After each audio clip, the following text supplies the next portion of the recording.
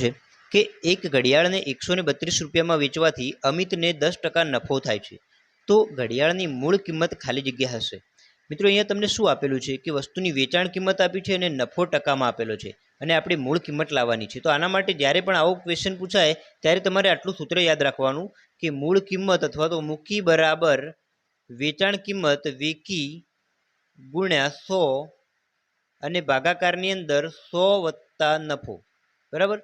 જ્યારે પણ આ ટાઈપનો ક્વેશ્ચન પૂછાય ત્યારે તમારે આટલું સૂત્ર યાદ રાખવાનું કે મૂળ કિંમત શોધવી હોય તો મૂળ કિંમત બરાબર વેચાણ કિંમત ગુણ્યા 100 ભાગ્યા 100 વત્તા નફો.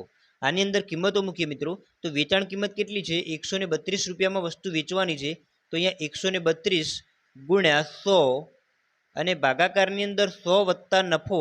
તો 100 વત્તા નફો 10% આપેલો છે તો 110 થઈ જાય અહીંયા. તો અહીંયા છેદમાં આપણે લખીશું 110. હવે અહીંયા મિત્રો સાદું રૂપ આપીએ તો શું જવાબ આવે છે જોઈએ. એક જીરો ઉડાવી દઈએ. અહીંયા 11 થી 132 નો ભાગાકાર કરું તો અહીંયા આવે છે મિત્રો 12. 12 ગુણ્યા 10 કરીએ તો 120 રૂપિયા અહીંયા તમને મળે છે. તો આ 120 રૂપિયા એ તમારી મૂળ કિંમત મળી મિત્રો. બરાબર. તો અહીંયા ઘડિયાળની મૂળ કિંમત કેટલી હતી? 120 રૂપિયા હતી. તો ઓપ્શન પ્રમાણે જોઈએ તો ઓપ્શન નંબર બી એ અહીંયા સાચો જવાબ બની જાય છે મિત્રો. સંપૂર્ણ નફો ખોટનું સોલ્યુશન તમારે જોવું હોય તો એના વિડીયો લેક્ચર યુટ્યુબ ઉપર અપલોડ કરેલા છે. તમે ત્યાં પ્લેલિસ્ટમાં જઈ અને જોઈ શકો.